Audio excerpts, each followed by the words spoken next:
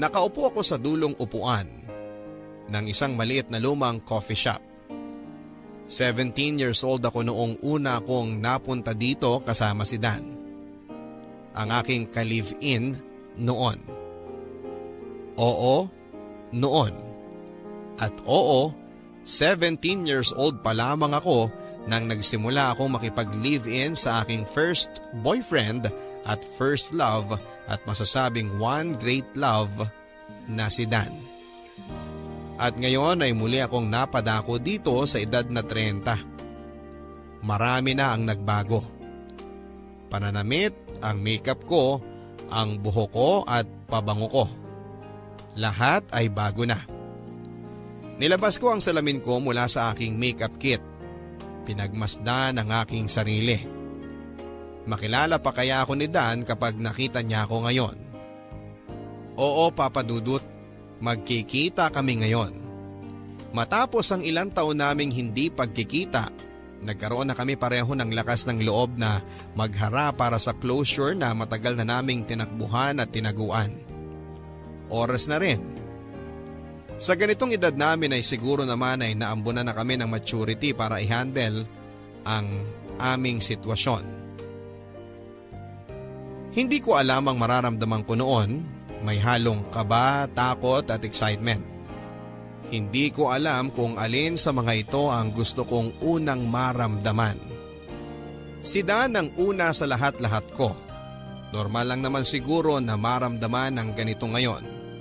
Ganito nga rin kaya ang nararamdaman niya ngayon habang papunta sa lugar na ito. Kinakabahan din ba siya? Excited?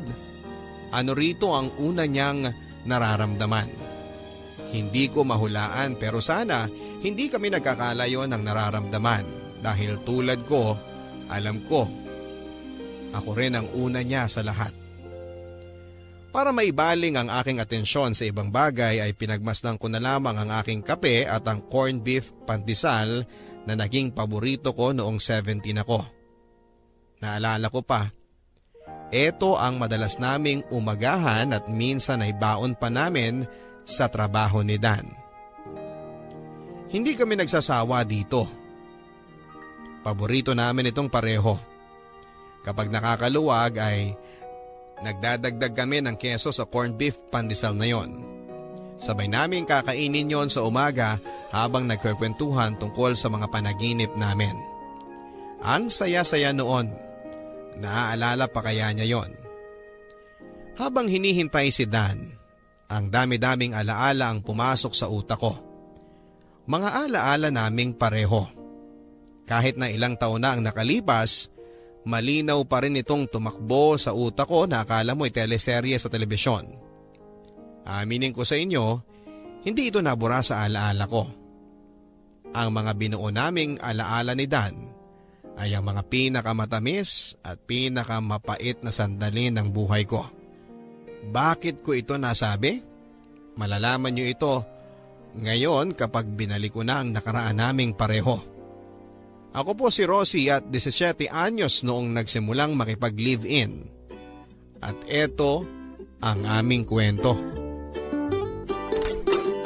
Rosie! Rosie! Patulong naman!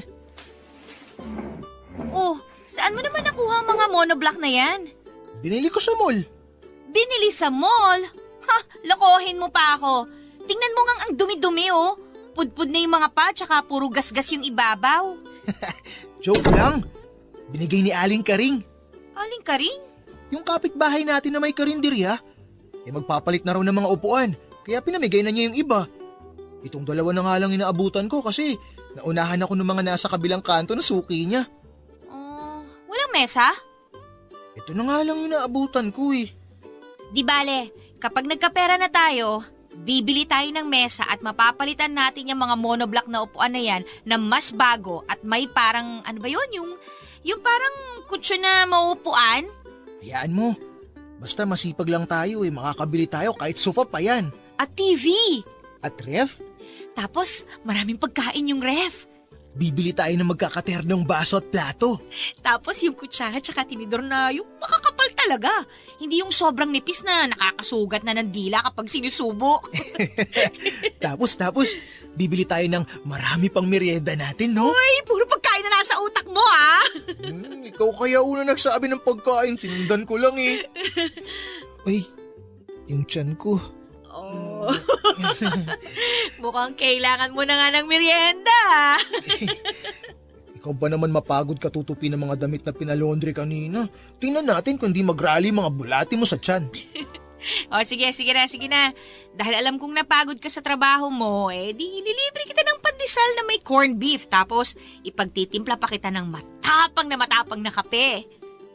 May pera ka pa dyan? Sa tingin ko kasya naman to basta wag na lang tayong kakain sa gabi. Ay, wag ganun. Ipanggabihan na lang natin yan. Joke lang. Meron pang natitira, huwag ka mag-alala. Magkano lang naman yung gagastusin sa meriende.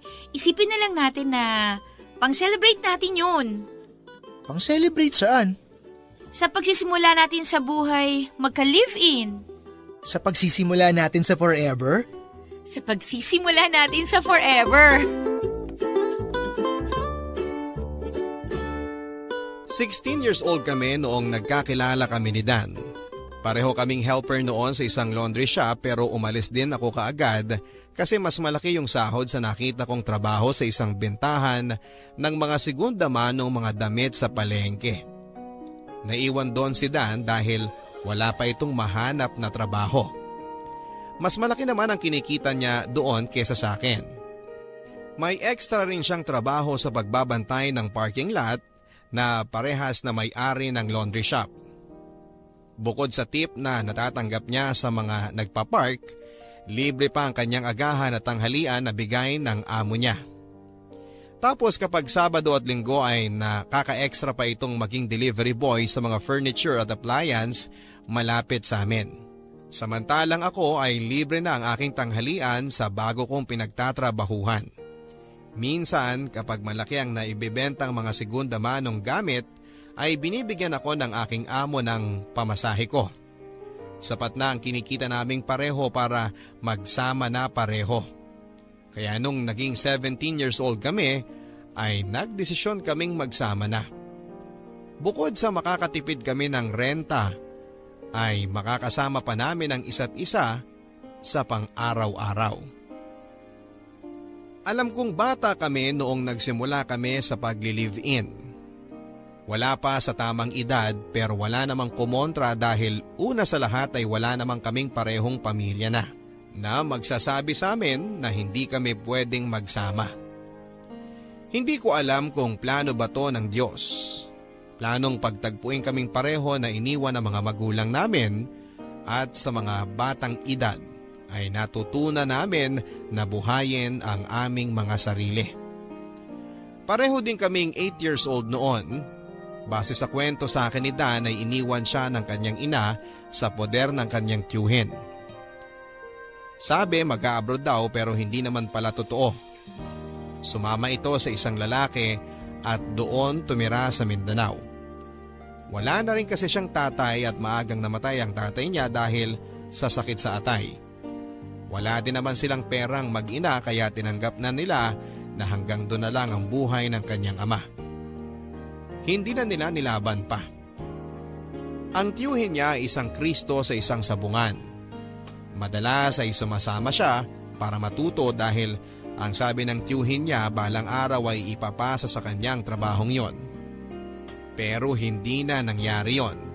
Dahil nung minsang nagkagulo at nagkainitan sa sabungan ay nasaksak ang tiyuhin niya.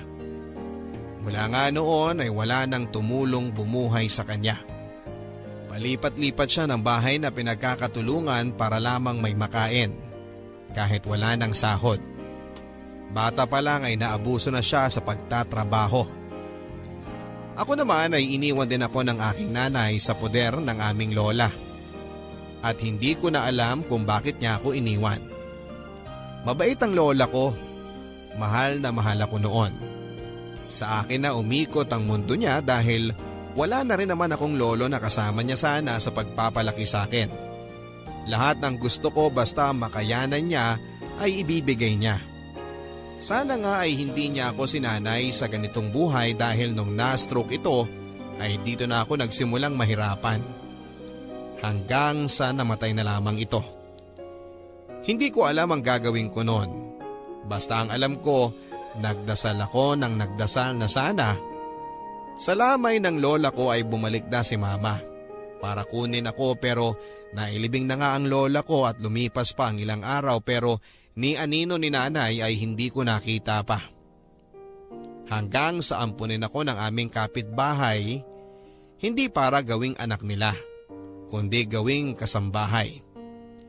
Parehas na parehas kami ng naging buhay ni Dan noon. Pareho kaming nagtrabaho sa maagang edad. Pareho kaming nawala ng pamilya sa maagang edad. Parehas na parehas kami.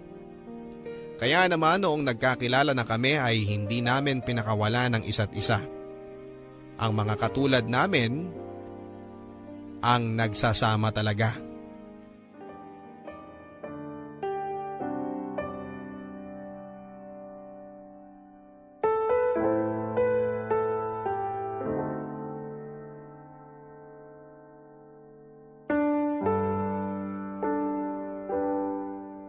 Kanina ka pa tulala dyan ah. Oh, uminom ka muna ng kape. May halong evap yan. Salamat. Uy, okay ka lang ba? Oo naman, may iniisip lang ako. Ano yun? Pagkatapos ng 10 taon kaya, ganito pa rin tayo? Ano, mahirap? Sana hindi. Sana mayaman na tayo nun. Hindi yun. Ang ibig kong sabihin, 10 taon mula ngayon, tayo pa rin kaya? Oo naman. Sigurado mo naman ha? Manghuhula lang? Kasi sigurado naman ako sa iyo eh. Kaya maning-mani yung 10 taon na yan. Tayo pa rin nun. Eh paano kung hindi? Hindi pwedeng hindi. Bakit naman? Kasi lalaban tayong pareho. Talaga? Talagang talaga. Ano kaya ang buhay natin 10 taon mula ngayon? Si sexy ka lalo. Seryoso kasi! O sige, di tataba ka na nun. Oh, bastos nito ha? Tataba ka nun dahil may anak na tayo. At tataba ka nun dahil mabubusog ka ng pagmamahal sa akin. Kung corny ha? Ikaw ba? Anong nakikita mo sa atin 10 taon mula ngayon? Mas angat na yung buhay natin. Mas maraming pagkain. Hindi na nagtitipid sa LPG. Luto lang ng luto, di ba? Tapos, makakapunta na tayo sa mga pangarap nating lugar na nakikita lang natin sa social media, no? Tapos, makakabili na tayo ng maraming damit na bagay sa atin at saka sapatos. Tapos, kaya na kitang bilhan ng mga pabango na gusto mo. At makakabili na rin ako ng motor na pangarap mo. Tapos Tayo pa rin. nagmamahalan. Sobra-sobra pa. Pang forever na. 10 taon mula ngayon. 10 taon mula ngayon, tayo pa rin. 10 taon mula ngayon, alam kong ikaw pa rin. Mga pangakong hindi natupad, Papa Dudut. Tulad ng sinabi ko sa inyo kanina, hindi naman kami nagkatuluyan. Pinagtagpo pero siguro ay hindi talaga tinadhana. Pero bago naman kami natapos na dalawa ay marami kaming pinagdaan ng masasaya. Yun yung mga dahilan kung bakit kami tumagal ng 3 taon. Oo, 3 taon lang ang tinagal ng aming relasyon dahil siguro masyado pa kaming bata noong nagsimula kami kaya hindi pa kami hinog noon para sa relasyong yon. Pero bago ko kayo dalhin sa mga panahong nagkaproblema at nagkahiwalay na kami, gusto ko muna kayong ipunta doon sa mga panahon na masaya kaming pareho. Kontento sa kung ano ang meron sa amin at masaya sa piling ng isa't isa. Sa lahat ng mga nagkaroon ng relasyon, alam kong pinagdaanan nyo rin ang ganitong saya sa piling ng mga minamahal ninyo. Lalo na sa mga may asawa at ka-live-in. Yung tipong gigising ka sa umaga, siya agad ang bubungad sa inyong mga mata. Ikaw na babae, ipaghahanda mo siya ng umagahan. Kung ano lang yung meron sa inyo, Pwedeng 3 piraso ng tuyo at 6 na kamatis na hinog na hinog. Masaya na kayo nun.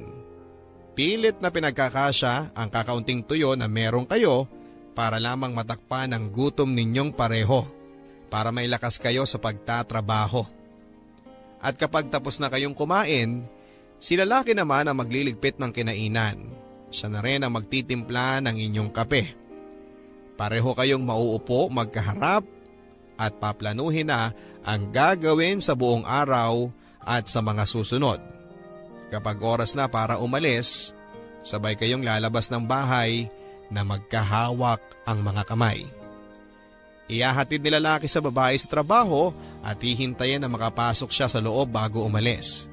Habang si lalaki ay patakbong pupunta sa trabaho dahil alam niyang mahuhuli siya kapag naglakad ito ng mabagal. Ganito kami ni Dan sa pang-araw-araw. Naaalala ko, masaya ako sa ganito. At kahit nga magkasama na kami sa bahay ay panay pa rin ang teksa naming dalawa. At dapat sabay din kaming magtatanghalian. Kukumustahin ko siya sa text o sa tawag kung kumain na ba siya. Alam ko na nakaka-relate kayo dito. Iba talaga kapag may karelasyon kayo. Yung mga dating payat ninyong katawan ay pareho ng lumobo.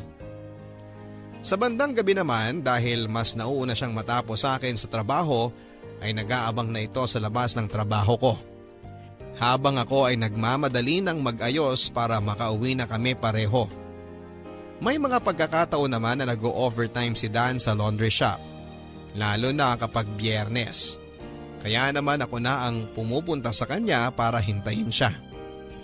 Ganito kami lagi at hindi kami napapagod sa ganito. Kapag natapos na namin ang aming mga trabaho, ay saka naman kami dederecho sa paborito naming karinderya at pipili ng aming panggabihan. Kapag tapos na kaming kumain ay saka kami maglalakad ng ilang saglit lang para magpababa ng aming kinain. Magkwekwentuhan kami sa mga nangyari sa trabaho namin. Madalas pa nga ay pinagchichismisan namin ang mga katrabaho at boss.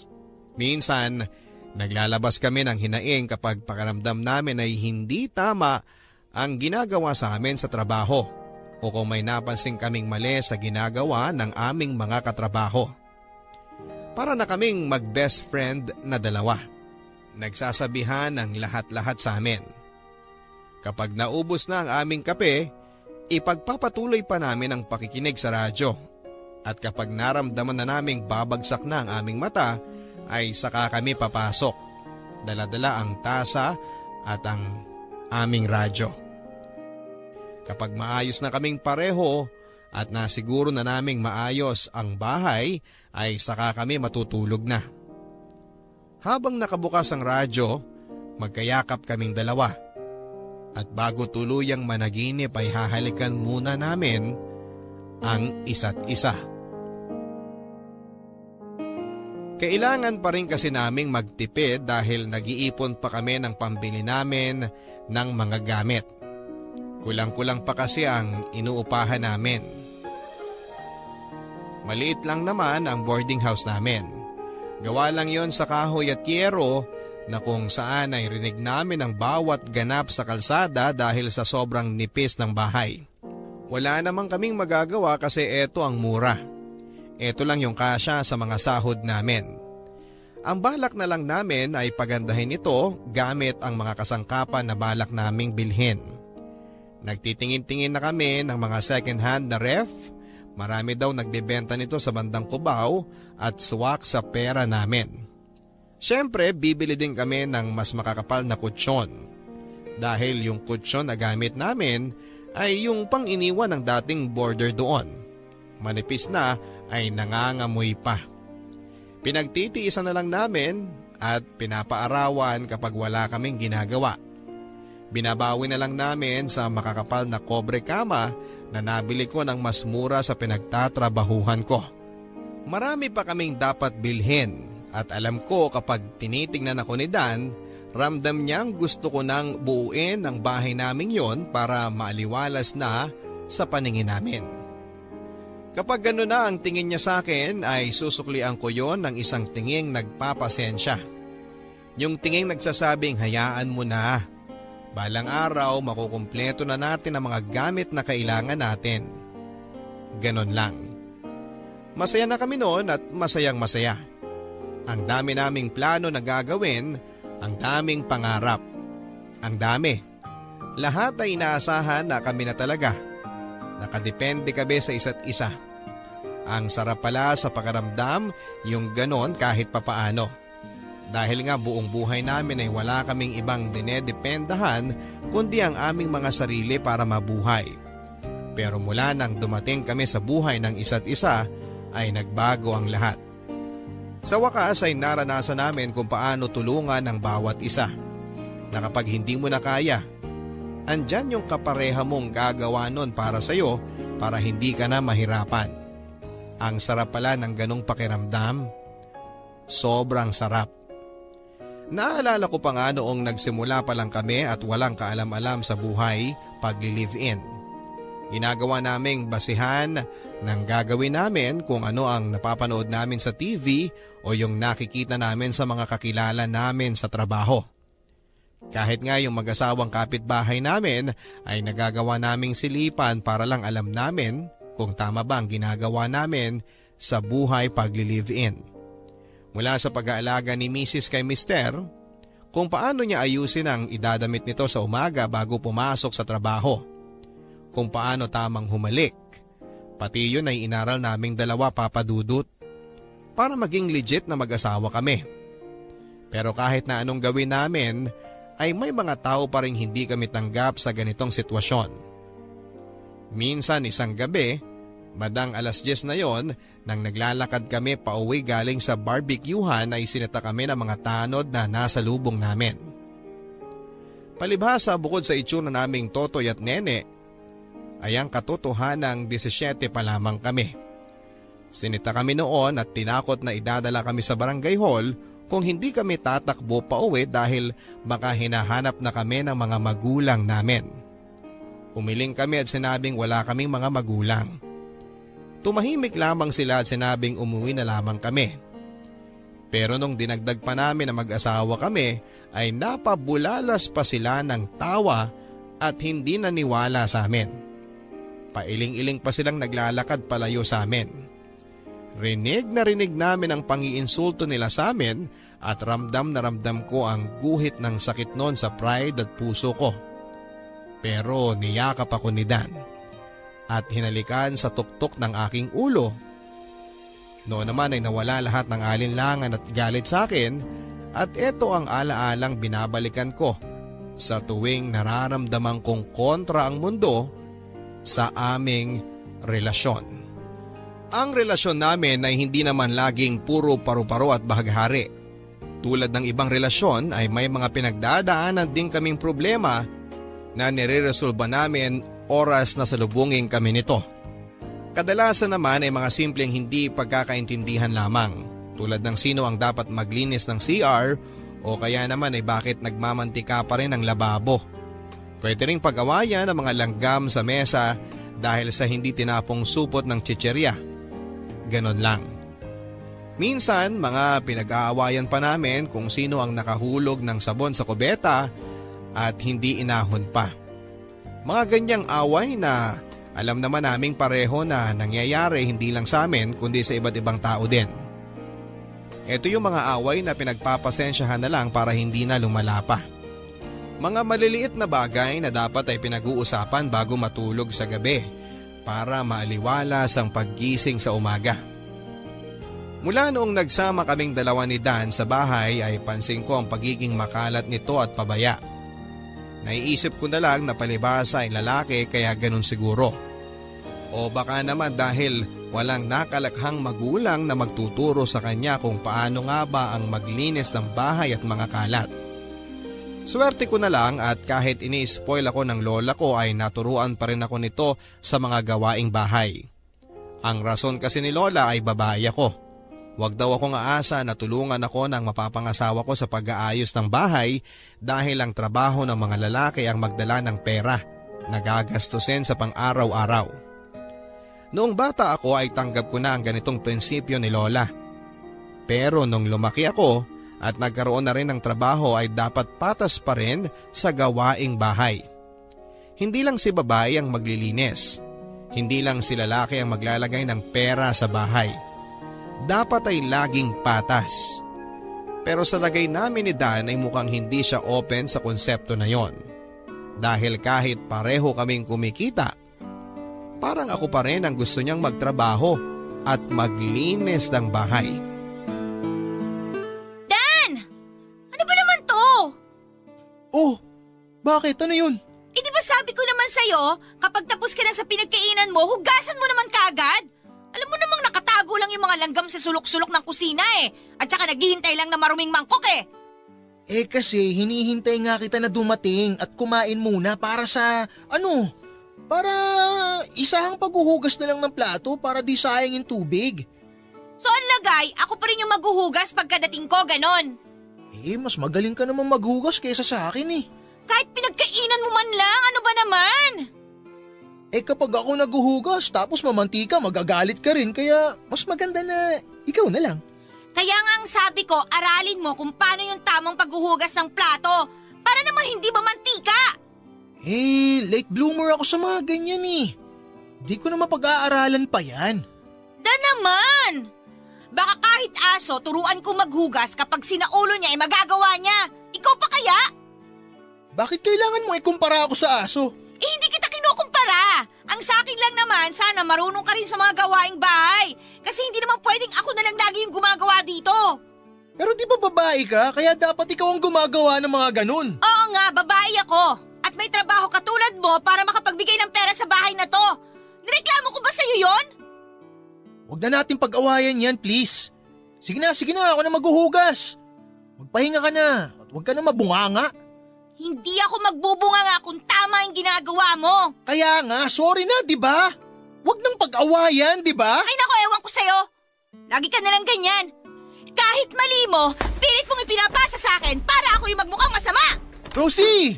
Saan ka pupunta? Gabi na!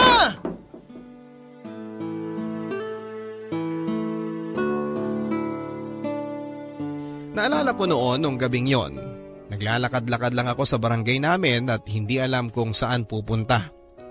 Medyo kinakabahan dahil baka may mangyaring hindi maganda sa akin, pero dahil kinain na ako ng aking pride ay nagtuloy-tuloy na lamang ako sa paglalakad. Pahinto-hinto din ako sa mga store na nakikita ko. Nakikiupo kung may bangko at bibili ng 2 candy para hindi naman nakakahiya. Kapag napansin kong panay na ang tingin ng tindera ay saka ako aalis at maglalakad. Nakailang ikot siguro ako sa barangay namin bago ako nag-decide na bumalik na lamang sa bahay. Siguro naman ay tulog na si Dan. Ayoko siyang harapin dahil nakakapako pa rin naman ang sarili ko na masama pa rin ang loob ko sa kanya. Pero pagbukas ko ng pintuan ay sinalubong ako nito ng isang sintonadong pagkanta kasabay ng kanyang paggigitara. Pinagmasdan ko ang gitarang yon. Sa kapitbahay namin yon. Ano yon? Hiniram niya habang wala ako? Kunwari ay hindi ko siya pansin at saka ako dediretsyong nagtungo sa aming banyo pero hindi pa rin siya tumitigil sa pagkanta ng pasintonado. I'm sorry my love ang kinakanta nito. At Tagalog na nga lang pero mali-mali pa ang lyrics kaya naman natatawa ko. Pigil ang tawa ko noon. Tinakpan ko ang aking bibig ng aking damit para hindi magkalat ang tawa ko. At para hindi niya mapansin. Pero hindi ko na napigilan pang mapahalakhak ng pumiyok ito sa kalagitnaan ng kanyang pagkanta at doon ay alam kong wala na akong magagawa pa kundi ang lumabas na. Tulad ng dati, ako ang unang sumuko sa away namin. Tulad ng dati, nadaan na naman niya ako sa kanyang karisma para mapatawad siya at magkaayos kami. Likas ang pagiging karismatic ni Dan. Kaya naman sa mga pagkakamali niya, madali lang siyang nakakagawa ng paraan para mapatawad ko siya. Yun ang nakakainis dahil hindi ko magawang maglagay ng pride sa pagitan namin kapag nagkakaroon kami ng problema. Dahil alam kong anumang oras may pangtunaw siya sa pride na yon. At ako naman ang talo. Siya na naman ang panalo. Sa dulo naman kasi lagi kong nare-realize na maliit na bagay lang ang pinagtatalunan namin. Wala namang masama kung ibagsak ang pride at magpatawad na lamang kaysa yung pagsisihan namin habang buhay na hinayaan naming masira ang aming relasyon dahil sa maliit na bagay na ito. Kaya bawat problema na kinakaharap namin, pilit na lang naming iniintindi. Bawat problema na sumasalubong sa amin, tinatakbuhan na lamang namin. Kadalasan, yung mga maliliit na problema na ito na binabaliwala namin ay hindi naman talaga nabibigyan ng solusyon. Naiisang tabi na nga lang talaga at para sa amin ng mga panahon na yon ay ayos lang basta hindi lang ito mapag-awayan. Pero mali yon, maling-mali. Rosie, Kanina pa kita hinahanap. Saan ka ba nagpunta? tingnan mo to. Nakasil kanina sa mall. Nagpunta ka ng mall? Oo, kasi inutusan ako ni boss na bumili ng pyesa para sa nasirang dryer eh. O tapos? Tignan mo to. Nakabili ako ng sapatos na gusto ko. Mukhang mahal yan ah. 3,500 yung original price nito. Pero nabili ko lang ng 2,200 dahil nga nakasale. Mahal pa rin. Minsan lang naman, Rosie. Alam mo namang pangarap ko tong sapatos na to. Wala ka na banggit sa akin na bibili ka ng ganyan. Tsaka, maayos pa naman yung sapatos mo ah. Oo, maayos pa naman pero dapat may kapalitan to para di mabugbog at masira. Kaya nga bumili ako ng bago. Pwede ka naman bumili ng mas mura. May tigti 300 na fake na ganyan ano. Kuhang-kuha yung design. Ano ka ba? Pero fake yun. Madaling masira tsaka masikip sa paa. Pero alam mo yun lang ang kaya natin, di ba? Bakit? Kaya ko naman bumili ng ganito kamahal na sapatos ah. At saan ka naman kumuha ng pera dyan? Sa akin. Dan? Okay, kinuha ko muna yung parte ko sa mga naipon nating dalawa. Ano? Papalitan ko rin yun, promise. Pera lang yun. Pera na pinaghirapan nating dalawa. Pinaghirapan ko rin yung ginastos ko para sa sapatos na to. O ngayon? Ngayon, gusto ko naman matikman yung gusto ko. Pero paano yung gusto nating dalawa? Yung mga gusto nating bilhin gamit dito para sa bahay. Makakaipon tayo ulit, promise. Mabilis lang yan. Kung kailangan kong maghanap ng ekstrang trabaho, sige gagawin ko. Hindi yun yung gusto kong puntuhin dito, Dan. Nakaplano na yung pera na yun para sa mga bibilhin nating gamit dito, di ba? Yung ref, yung sala, at saka yung dining set, plato, tsaka yung kalan. Oh, paano na yung mga yun? Di pa naman natin kailangan yung mga yun eh. Anong hindi natin kailangan doon? Di naman tayo masyadong kumakain dito sa bahay dahil di ka naman marunong magluto masyado. Talaga bang... Kaya di na natin kailangan ng ref para pag-imbakan ng mga pagkain. Kung gusto mo ng malamig na tubig, edi bumili tayo ng yelo sa kapitbahay. Tres lang yun. Dan, ano ba namang... Yung sala set, okay pa naman tayo sa monoblock na nahingi ko, di ba? Oh, tsaka meron naman tayong naremedyohang lamesa para pagkainan natin. Bakit pa tayo bibili ng mga yun? Kaya pa naman. Labo mo, Dan. Plano natin yun eh. At alam mong mas importante yun kesa dyan sa sapatos mo. Bakit? Mapapalamig ba niyan yung karne na bala kong iimbak sa ref, ha? Mauupa ko ba yan tulad ng sofa na gusto ko? Diyan ba ako kakain kapag nagugutom ako?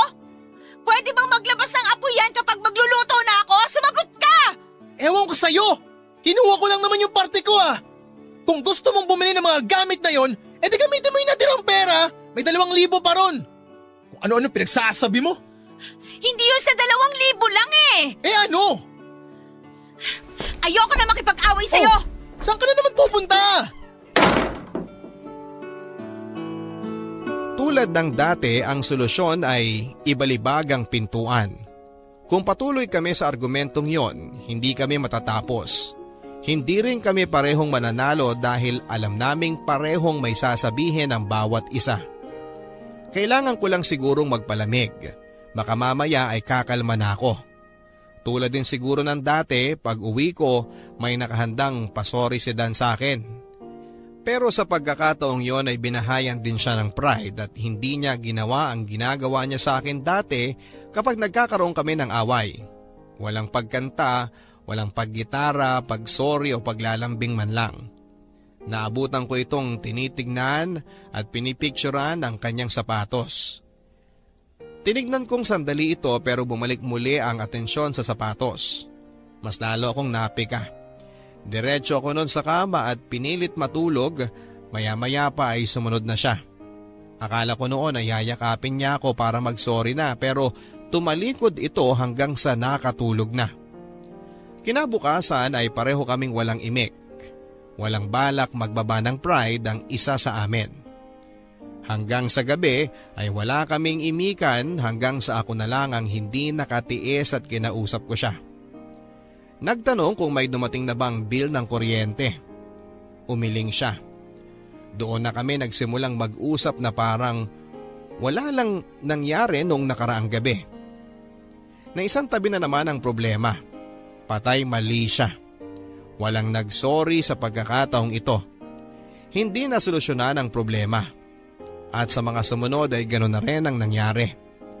Wala nang sorry-sorry kapag nagkakaroon ng away. Basta na lang tatanggapin na ganoon talaga.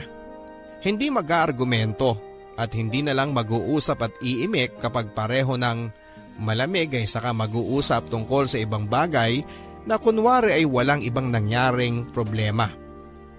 Ganon kami. Pero mali yun. At dahil nga nasanay kaming pareho na iisang tabi ang mga maliliit na problemang ito, ay hindi namin napansin na magdudulot pala ito ng isang bagsakang problema sa amin. Dahil naipon ito ng naipon ay hindi namin napansin na sinisira na pala kami nito ng paunti-unti. Hindi ko rin alam kung paano kaming umabot ng 3 taon na puro problema at hindi pagkakaintindihan. Mas lalong hindi ko alam kung paano kami tumagal na isinasantabi na lamang ang mga dapat ay sinusolusyonan. Mahal ko siya. Alam ko na mahal pa rin niya ako. Ramdam ko pa rin naman kapag natutulog kami sa gabi at hindi niya namamalayang napapayakap at napapasabi ito ng I love you sa akin. Dahil sa panaginip? Dahil nakasanayan? Hindi ko rin alam, Papa Dudut. Basta sa akin ay ayos na yon para maisip ko din na hindi sukuan ang relasyon na yon. Sa bawat araw ay tumindi ang pagiging selfish ni Dan. Halos 100 piso na lamang ang naiaambag nito sa gastusin namin dahil mas inuuna niya ang kanyang luho. Maya't maya ay may bago itong gamit na nabibili sa mall. Headset man yan o damit o bagong casing ng cellphone. Nakahanap din ito ng kainuman tuwing Sabado na nagiging dahilan para hindi ito makabangon ng maaga para makapag-date kaming dalawa. Pero okay lang, pinalagpas ko yon. Sige, ayos lang. Sumunod na nawala ay ang kanyang trabaho sa parking lot dahil nga tuwing Sabado ay mas inuuna nitong uminom at sa Linggo naman ay maghapon nitong tulog. Kaya naman ang sahod na lang niya sa laundry shop ang inaasahan niya na madalas ay wala ding natitira dahil babalik tayo sa kanyang luho. Doon ay napupunta kaya sa dulo 100 piso lang ang naiaabot nito sa akin na kulang na pangbayad ng kuryente namin. Pero sige, pinagpasensyahan ko ito tulad ng dati. Dahil nga sa sahod ko na lang ako umaasa para sa mga bayarin sa bahay, ay nagkulang ito kaya wala akong ibang nagawa kundi ang gamitin ng ipon na sana ay pambili namin ng mga gamit. Pagtingin ko roon ay nabawasan na itong muli. Naisip ko marahil ay kinuha ulit ni Dan ang ibang parte roon. Sige, okay lang yon. Okay lang talaga. Kung ano man yung natira sa ipon namin, yun na lang ang pagkakasyahin ko para sa mga bayarin namin. Sana nga ay magkasya. Kung hindi man ay hahanap na lamang ako ng pag-e-extrahan. Pwede ako maging barker para sa mga taxi malapit sa isang call center na tinuro sa akin ng amo ko. Total ay malaki naman daw ang bunganga ko at malakas ang boses ko, sabi ni Dan sa akin nung nag-aaway kami. Kaya siguro pasok na akong maging barker. Hindi ko na rin sasabihin pa kay Dan na papasok ako sa ganitong trabaho sa gabi. Wala din naman itong pakialam sa akin. Mas tutok ito sa cellphone niya at bagong tablet na binili niya noong nakaraan. kesa yung alamin kung anong ganap sa akin at alamin kung kaya ko ba ng pera ko na buhayin kaming pareho. Unti-unti ay nabago ang routine naming pareho, Papa Dudut. Yung dating pagsundo niya sa akin sa trabaho ay hindi na nangyayari pa. Basta uuwi na lang ako at madadatnang ko siyang nakahilata sa kama at ang pinagkainan niyang pinagpiestahan na ng mga ipis at langgam. Parang na-refresh ulit ang utak niya at nawala ang nakasave na usapan namin na wag hayaang may maruruming pinagkainan sa lababo. Pero sige, ayos lang. Para wala ng away ay hindi na ako magsasalita pa. Hindi na ako magbubunga nga pa. Irereserba ko na lang ang boses ko sa pagtawag ng taxi para sa mga ahente. At least doon ay kikita pa ako. O bakit ngayon ka lang?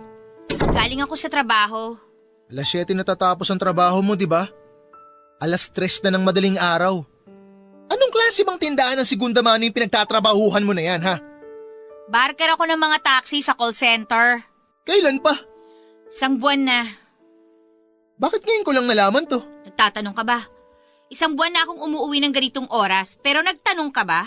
Aba, malay ko ba kung ganitong oras rin ang uwi mo nung mga nakaraan? Kasi nga madalas tulog ka na kapag umuwi ako. Malamang alas 3 na kaya ng madaling araw. Alam nga namang… Hihintay mo pa ako? Syempre hindi, di ba? Dapat matulog ka na noon kasi maaga pa ang pasok mo sa laundry shop. Di ba? Gets ko naman yun eh. Kung di pa kita mahuhuli ngayon eh, hindi ko pa malalaman na may iba ka na palang trabaho. Pasensya ka na ha. Kailangan ko umextra. Naubos na kasi yung ipon natin. Tingnan mo. Ikaw pala ang umubos eh. O asan na yung sinasabi mong pambili ng ref, ng sala set, tsaka nung kalan? Ako nang bahala doon. Mag-iipon ulit ako. Nagastos ko kasi pinambayad ko ng kuryente. Tsaka dun sa utang sa tindahan, tsaka sa bahay. Kulang kasi yung sahod ko eh. Kulang din ang 100 pisong inaabot mo. Eh di sorry kung 100 lang ang naiaabot ko sa'yo. Kailangan mo pa bang ipamukha sa akin? Eh di ikaw na yung kumikita ng malaki sa bahay na to. Gusto mo ba palakpakan pa kita? Okay na. Sige na. Palakpakan mo ako para gumaan naman ang loob ko at maisip kong tama yung ginagawa ko. Ayan. Okay na ba, ma'am? Maraming salamat. Good night. Hindi tumabi sa akin si Dan ang gabing yon. Mabuti na lamang dahil baka makita at marinig pa nito ang pag-iyak ko. Mahinahon man akong nakikipag-usap sa kanya nung oras na yon, pero ang puso ko ay hiyaw ng hiyaw dahil sobrang pagod na ako. Pero hindi ko pwedeng gawin yon. Kasi ayoko ng away, ayoko ng gulo. Lalaban pa ako, hindi ba? Yon ang pangako ko. Hindi ko susukuan ng relasyong ito kahit magkakalyo na ang puso ko sa hirap. Habang tumatagal ay lumalala ang problema namin sa relasyon namin. Mas lalo kaming pinababahayan ng pride. Mas lalo na si Dan. Dahil nga alas 3 na ng madaling araw ang uwi ko ay gumanti ito. Umaga na itong umuuwi at madalas ay lasing pa. Pero tulad ng dati ay wala pa rin akong imik. Hindi ko alam kung nananadya ba ito o ano. Bahala siya. Siya naman ang magpupuyat dahil alam niyang maaga pa ang kanyang trabaho. Hinayaan ko lamang ito. Bahala siya sa buhay niya. At dahil nga sa ganitong naging gawain niya, natanggal tuloy siya sa trabaho. Hindi na kasi ito nagigising ng maaga dahil nga sa sobrang kalasingan at puyat. Hindi ko siya ginigising bago ko umalis, bahala siya sa buhay niya. Kinaya niyang magpuyat, kayanin niyang gumising ng mag-isa. Oo, gumaganti ako kahit na alam kong ang balik ay sa akin din dahil nga sa nawala na siya ng trabaho. Ang ibig sabihin lamang nito ay ako na ang bubuhay sa aming pareho. Pero hindi pa ba ako sanay 100 lang naman ang naibibigay niya? Hindi naman kawala ng ambag nito dahil una pa lang ay hindi ko naman ramdam ang ibinibigay niyang yon dahil nga sa kulang na kulang. Kahit kailan ay hindi sumapat ang 100 piso nito. Hindi niya sinabi sa akin na nawalan siya ng trabaho. Sinabi na lang sa akin noong amo niya Noong nasa lubong ako nito minsan, tinanong kong bakit nagkaganon si Dan. Hindi lang ako nagsalita. Marahil ay nahalata nito na may problema kami sa bahay at relasyon kaya nagbigay ng payo at sinabing ayusin namin yon. Natatandaan ko pa ang sabi niya. Huwag naming hayaang sirain kami ng anay. Patibayin pa namin ang aming mga poste. Bantayan hanggat maaari dahil andyan lang ang mga anay at anumang oras ay aatake ito kapag hindi nabantayan. Sa mga sinabi niyang ito ay napaisip ako. Matagal na kaming inaanay. Matagal nang inaanay ang mga poste ng relasyon namin. Aayusin pa ba namin yon? May pag-asa bang maayos? O tulad ng ginagawa ng iba sa mga inaanay na poste at kagamitan, sirain na lang bago madamay ang iba.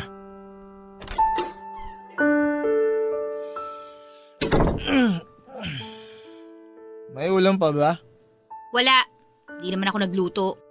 Oo nga pala, hindi ka nagluluto. Kasi wala naman tayong gas. Matagal nang wala. Oo nga pala, kaya panay karinderya tayo dati. Upo ako sa tabi mo ah. Tulog ka na nga. Alam mo masaya nun, nung nagkakarinderya pa tayong dalawa. Yung paunahan tayo ng ulam, paunahan kung sinong makakakuha ng masarap. Tapos, bawal magpalitan. Dapat ubusin kung ano yung in-order mo para parusa sa katangahan mo. Buti naaalala mo pa yan. Bakit ikaw? Nakalimutan mo na? Medyo. Yung mga kinakanta natin kapag naglalakad tayo pa uwi pagkatapos natin kumain. Para tayong mga lasing. Tinatawalan tayo ng mga aso kasi ang pangit ng boses natin. Naaalala ko. Tapos yung pag-uwi natin ng bahay, bibilangin natin kung ilan yung ipis na napatay natin dahil sa in-spray natin nung umaga bago tayo pumasok sa trabaho, diba? Naalala mo.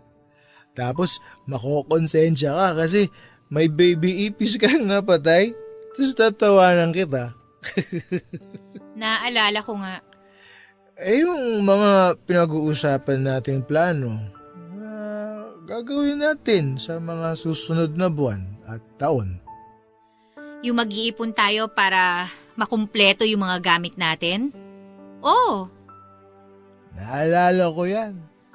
Yung pangako natin na makakalipat tayo ng lugar na mas maayos at hindi tumutulo kapag tag-ulan para nagagamit natin yung mga palanggana sa paglalabalang at hindi pang sahod ng tulong mula sa bubong. Naalala. Yung promise natin na bibili tayo ng cake tuwing mansary at anniversary natin para hindi puro corned beef pandesal ang handa natin. Pero alam mo, mas masaya ka nun sa corned beef pandesal. Masaya ka na rin nun sa ganun. Kontento tayo sa ganun. Tulog ka na. 3 taon na tayo, no? Pero mo, tumagal tayo ng ganun. 3 taon na puro problema, away at pride. Pero naging masaya ka rin naman, di ba? Kasi ako, oo. Oo, naging masaya ako. Naging. Di ka na masaya ngayon? Tulog ka na. Bakit ba tayo naging ganito? Matulog ka na. Masaya naman dati, di ba? Matulog ka na sabi. Alam mo bang hirap na ako matulog mula nung tinuloy-tuloy ng tadhana yung mga problema sa atin. Ang hirap na ako makatulog eh. Alam ko. Ganun din naman ako eh. Rosie, Bakit?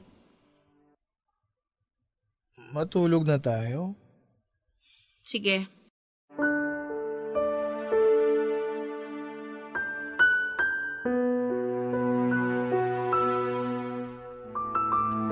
Sabay kaming nahiga sa kama. Sa mga unang minuto ay nagpakiramdaman kaming dalawa kung sino ang unang magpapatalo sa antok. Nakapikit kaming pareho pero ramdam ng bawat isa sa amin na hindi pa kami dalawin ng antok. Siguro 2 oras ang lumipas bago may isa sa amin ang bumigay na sa tulog. Si Danyon. Habang ako ay mulat na mulat at nakatitig sa kanyang mukha. Sa mukha na minsan ay ginusto kong tignan sa bawat minuto. Yung mukhang ilang taong kong minahal at ninependahan ng kasiyahan. Yung mukhang akala ko ay makikita ko ang pagbabago dahil magkasama kaming tatanda pareho. Pero hindi na yata yon mangyayari. Dahan-dahan akong umalis ng kama at sinigurado kong hindi siya magigising. Tinignan ko ang orasan, 30 minutos na lamang marahil ay aakyat na rin ang haring araw. Kailangan ko nang bumangon hindi dahil may pasok pa ako, kundi para isagawa ang matagal ko nang pinag-isipang gawin. Tinungo ko ang kusina, nagpainit ng tubig para sa kape sa lumang rice cooker namin. Yung rice cooker na konti na lang ay hindi nagagana pa.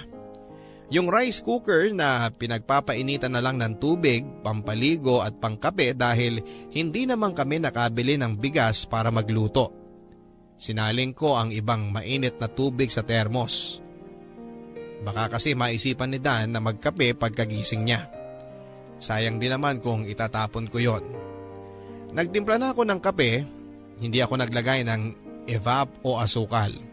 Purong kape. Maitim na maitim yon. Mapait na mapait. Ngayon ko lang ito gagawin. Ngayon ko lang ito susubukan. Gusto ko na kasing magising. Naupo ako habang tinitignan ang kape. Kaya ko ba ito? Kaya ko bang gawin ang hindi ko nakasanayan? Sanay ako sa matamis at hindi sa mapait. Pero kapag sinubukan ko naman ito ay baka tumamis din sa dulo. Baka masanay din ako. Sinubukan ko ang kaping yon, mapait at sobrang mapait. At kahit nakailang higop ako ay hindi pa rin ito tumatamis sa dila ko. Siguro ay hindi nga tatamis yon dahil dapat ko na lang tanggapin. Siguro ang dapat ko lang gawin ay sanayin ang sarili ko sa pait at tanggapin na ganun talaga yon. Mapait na mapait at susubukan ko pa rin ang kaping ito kahit sobrang pait. Para sa pagbabago ko. Hinugasan ko ang baso ko matapos kong pilitin ang sariling ubusin ang kapeng mapait na yon. Bumalik ako sa kwarto namin at tinignan ang nahihimbing na si Dan. Napangiti ako. Bigla ay bumalik ang matatamis naming alaalang dalawa pero kasabay ng pagtitig ko sa kanya ng matagal ay unti-unti itong napalitan ng mapapait na alaala. At hindi ko alam kung masasanay ba ako sa ganong klase ng pait o hihintayin ko ulit na tumamis ang lahat. Tatamis pa ba? Sa tingin ko ay hindi na. Kinuha ko ang backpack sa cabinet.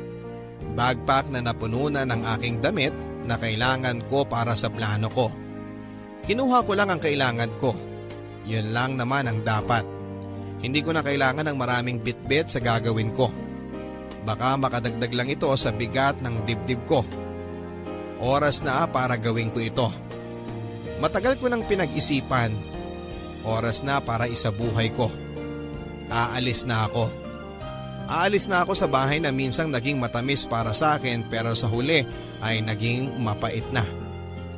Bitbit ang backpack ay muli at huli kong pinagmasdan si Dan. Isang tingin na nagpapaalam na at nangakong hindi na lilingunin pa. Isang tinging natatakot pero isang tinging alam kong ito ang dapat gawin. Pareho na kaming naging anay sa poste ng bawat isa. At kung hindi aalis ang isa ay pareho kaming masisirang dalawa. Paalam Dan. Salamat sa 3 taon. Salamat sa tamis at sa pait. Sa pagbalik ko sa realidad ay nahuli ko ang aking sariling tumutulo ang luha habang pinagmamasdan ng corned beef, pandesal at kape. Pareho nang lumalamig dahil masyadong mahaba ang mga binalikan kong alaala. Pinahid ko ang mga luha ko sa likuran ng aking palad. Lumingon-lingon sa paligid baka kasi may makakita. Wala pa rin si Dan. Mabuti na lang. Nilabas ko ang aking makeup kit at nag-retouch. Sa pagtingin ko sa salamin ay bigla akong nanibago sa aking itsura. Siguro kasi kanina ay 17 anyos kong mukha ang iniisip ko. Kaya hindi ko naisip na ibang-iba na pala ang itsura ko ngayon. Marunong na akong mag-makeup, medyo pumuti na rin, dala na rin siguro ng aircon sa opisina kung saan ako nagtatrabaho bilang sekretary. Oo, matapos akong umalis sa bahay namin ni Dan ay inayos ko ang buhay ko. Para saan pa at umalis ako kung sisirain ko rin, hindi ba? Pero ang hirap nun. Ilang araw o buwan ata akong tulala. Panay ang iyak kapag umuwi ako sa inuupahan kong kwarto. Ang hirap mag-isa lalo na kung nasanay ka nang may kasama lagi. Naisip ko nga noon na kaya ko namang mag-isa, hindi ba? Bata pa lang ako ay natutunan ko na yan, pero nag-iba ang lahat ng nakilala ko si Dan. Sa kanya ko dinepende ang lahat. Ang sarap sa pakiramdam pero mali pala. Kaya para mawala ang lungkot ko ay sinubukan kong makipagrelasyon sa isang lalaking ibang-iba kay Dan. Dahil baka sakaling dito ay tumama na ako. Baka kasi hindi katulad ni Dan ang para sa akin. Nakipagrelasyon ako sa isang lalaking matanda ng 20 years sa akin.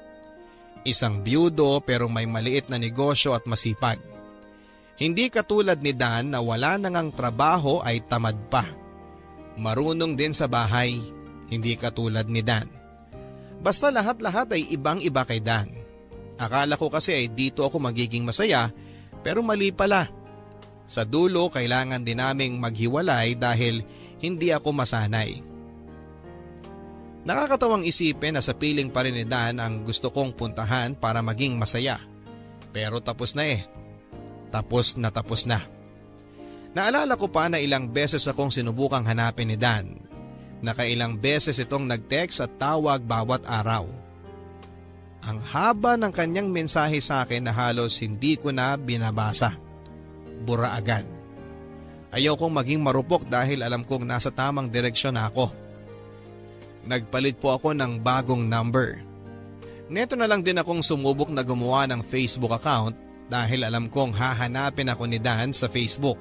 After 10 years, kung kailan talagang nakapag-move on ako. Oo, 10 taon ang inabot. Naisip ko nga gaano kaya siya katagal bago nakapag-move on. Kailan siya nagkaroon ng GF ulit after ko? Maganda kaya ang babaeng yon? Mas maganda kaya sa akin? Mas mabait? Mas maunawain? Nabago ba niya si Dan? Mas minahal ba niya ito? Yon ang mga tanong sa utak ko na nagpapasama sa puso ko. At ang mga katanungang yon ay isa-isa nang masasagot sa pagkikita namin ni Dan ngayon. Hinanap ko siya sa Facebook, Papa Dudut. Mabuti na lang at meron siyang account. Inesto ko ng paulit-ulit, tinignan ko ang mga profile picture. Buwan-buwan ito kung magpalit ng picture. Kaya naman napapangiti ako dahil nakikita ko ang mga pagbabago niya sa bawat buwan at taon na lumipas. Sinilip ko ang mga post niya ngayong taon at nung mga nakaraan. Puro tag post ng mga katrabaho niya sa isang bilihan ng sasakyan. Ahente pala ito. Kaya pala ganon ang tindig niya, gumanda lalo. Pinuntahan ko ang kanyang messenger at hindi pa ito online pero nag-iwan ako ng mensahe at sinabing gusto ko siyang makita. Kinabukasan ay sumagot nga ito. Kumabog ng malakas ang dibdib ko. Nagkasundo kaming pareho na magkita sa isang lumang coffee shop na pinupuntahan naming dalawa noon. Tinanong ko ang sarili ko, handa na ba talaga ako? Oo, bulong ng puso ko. Ilang sandali pa ay muli na namang lumakas ang kabog ng dibdib ko nang mapatingin ako sa pintuan ng coffee shop. Pamilyar sa akin ang pumasok. Kahit 10 taon na ang lumipas ay pamilyar pa rin siya sa akin. Lumaki man ang katawan pero alam kong siya pa rin ang lalaking yon. Umayos ang pananamit, siya pa rin yon. Nagkabigote at balbas, siya pa rin yon at bumagay ito sa kanya. Naging mabuti rin ang panahon sa kanya. Dan, maswerte ka. Hi, Hi, kumusta ka na? kumusta ka na? Ako una nagtanong, di ba? Ayos lang. Parehas din pala tayo ng sagot. Ako ayos lang din.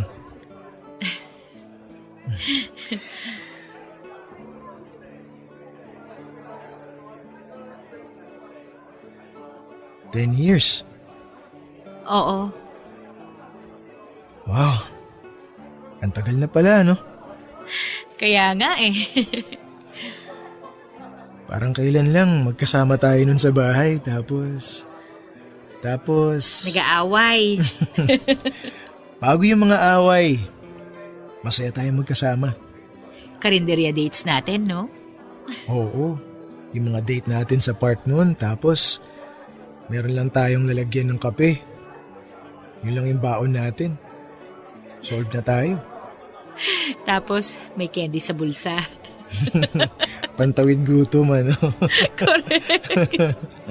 10 years na pala yun, no? Wala nung iwan mo ako? Oo. Napatawad mo na ba ako? Ako, napatawad mo na ba ako? Ako yung unang umalis at sumuko. Hindi ba dapat ako yung nagtatanong niyan? Pero, ako naman yung dahilan kung bakit ka umalis at sumuko. Kaya, ako ang magtatanong sa'yo nun. Oo, Dan. Kung ako naman ang tatanungin mo, oo, syempre. Napatawad na rin kita.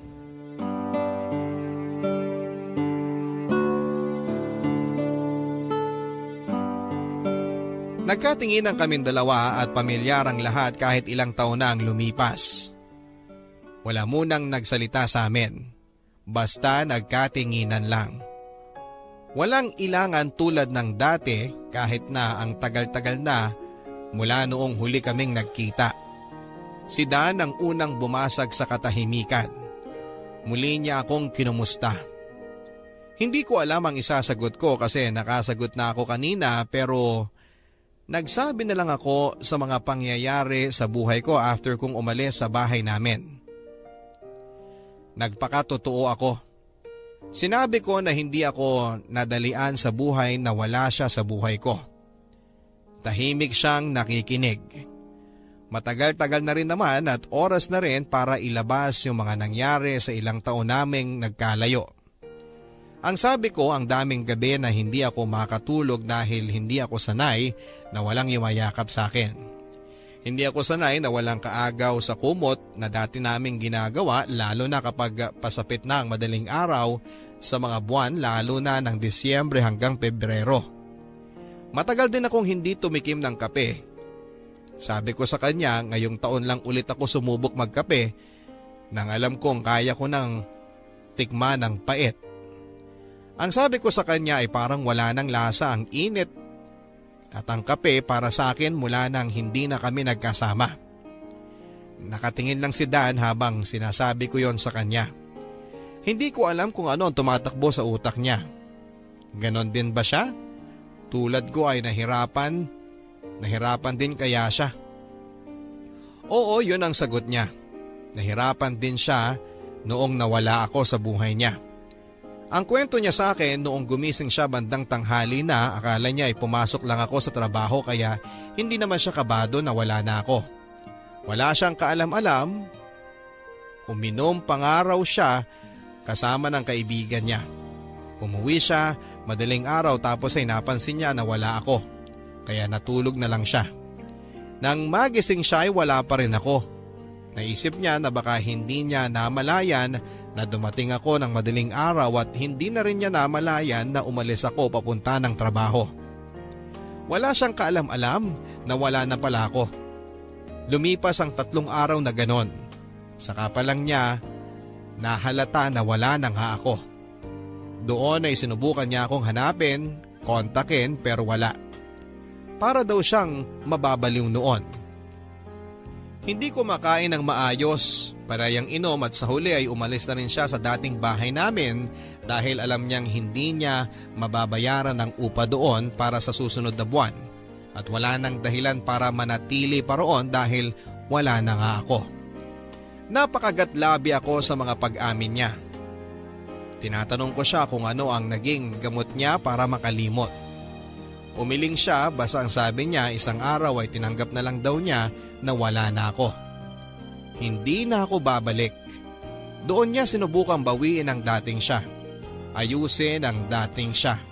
Marami itong sinubukang trabaho, naging janitor at kung ano-ano pa at sa awa ng Diyos ay nakapasok siyang ahente ng sasakyan sa tulong ng dati niyang pinagtrabahuhan na gusto siyang matulungan. Tinulungan siya kung paano makabenta ng mga sasakyan at kung ano ang dapat gawin. Nahirapan siya nung una dahil wala naman siyang ideya sa mga ito. Pero nung naisip niyang kailangan naman niyang ayusin ang buhay niya ay inaral niyang mabuti ang lahat ng aspeto. At heto nga, maayos na siya. Masaya na, napangiti ako habang nagkukwento siya. Natahimik kaming muli at hindi ko alam kung sino sa aming dalawa ang nagsimula ulit magtanong. Nagkatinginan at nagkangitian. Parang hindi na kailangan magtanong pa at ungkatin ang nakaraan. Hayaan na lang namin yon kasi kahit na ano naman ang paghahalungkat namin sa dati ay hindi na yon mahalaga sa ngayon dahil magkakaiba na kami ng buhay.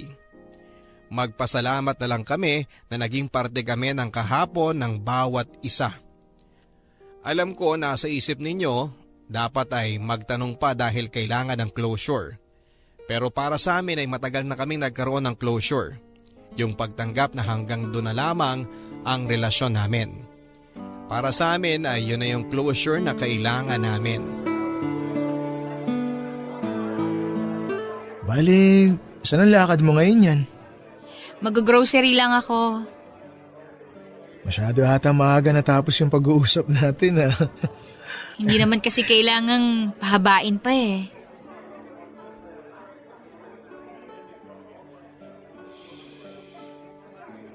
Masaya ako na nagkita ulit tayo.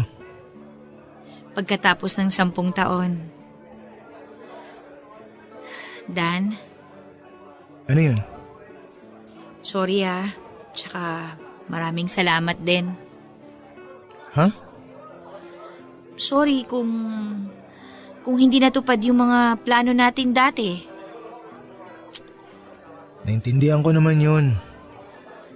Rosie, sorry din kasi parte ako kung bakit hindi natupad yung mga yun.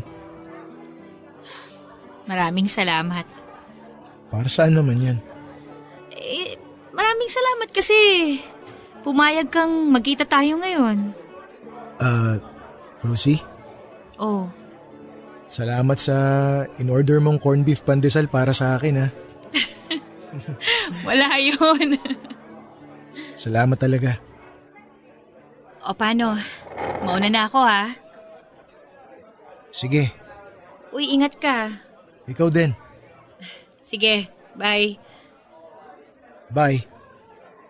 Hanggang sa muli. Hanggang sa muli natin pagkikita.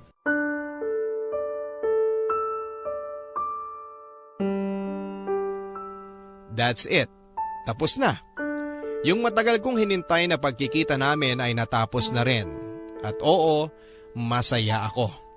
Kasi napatunayan ko sa sarili ko na tapos na nga at oo, naka-move on ako. May confirmation na nga. Habang nakataksi ako noon, nakangiti ako dahil parang gumaan ang lahat. Parang pakiramdam ko yung pag-uusap namin yon ang dahilan para doblehin ko pa ang paghakbang papunta sa bagong ako. Alam kong yun din ang gagawin niya at masaya ako para sa kanya. Masaya ang naging ending namin. Masasabing happy ending pa rin ito. Kasi para sa akin ay hindi ko naman kinonsider talaga na natapos ang storya namin nung time na umalis ako sa dating bahay namin. At nung tinapos ko na ang relasyon namin. To be continued yon para sa akin at ngayon yung pagkikita namin ang continuation.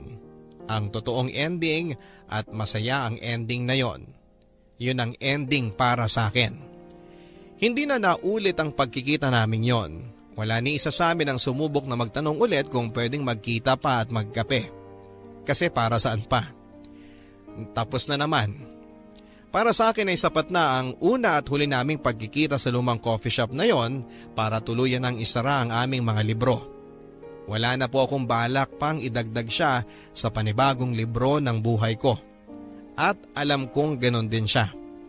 Kanya-kanya na kaming pagsulong ngayon sa buhay na hindi nakadepende sa bawat isa.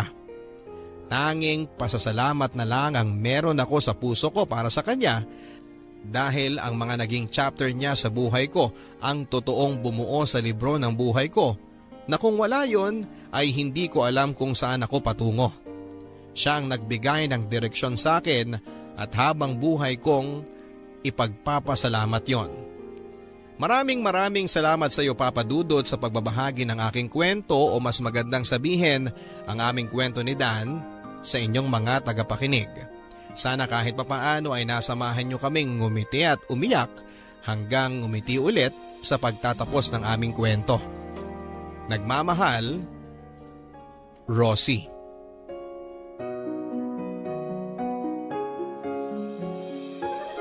Sa pagsasama nilang dalawa mga kaibigan ay mas nakilala nila hindi lamang ang mga sarili nila kundi mas nakilala nila ang katotohanan na hindi nga sila para sa isa't isa.